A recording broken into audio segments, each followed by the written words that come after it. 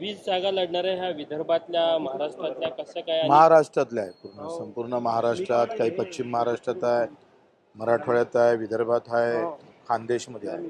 मग तुम्हाला महायुतीने जर 20 जागा दिल्या तर ठीक आहे, तुमचा वेगळी चूल 20 जागेची आहे ठरली आहे. आम्ही त्याच्यात तर पटाईतच आहे ना. आम्ही वेगळं लढण्यात आमची ओळखच आहे बच्चू कडूची.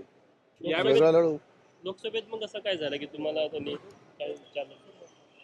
मला काय वाटतं, हा प्रश्न मला विचारल्यापेक्षा त्यांना, मलाच तुम्ही दाडा विचारताय, तुम्ही हा त्यांना विचारा का बा तुम्ही का बरं बच्चू कडूंना लोकसभेत सोबत घेऊ शकले नाही, तर हे त्यांना विचारलं पाहिजे. मेंढीचा भाग आहे पंतप्रधान शपथविधीमध्ये तुम्ही दिल्लीला गेले. काय म्हणजे आता निमंत्रण होतं की काय होतं?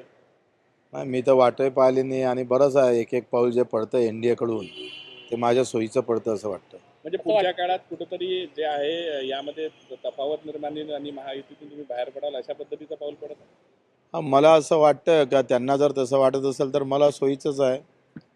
आणि एकंदरीत जर विचार केला तर एनडीएनं सांभाळून घ्यायला पाहिजे होतं, ते घेऊ शकून नाही राहिले, याचंच खरं तर खंत आहे.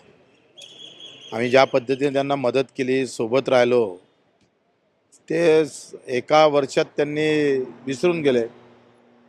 त्याचे परिणाम भोगावे लागले ना आखरी.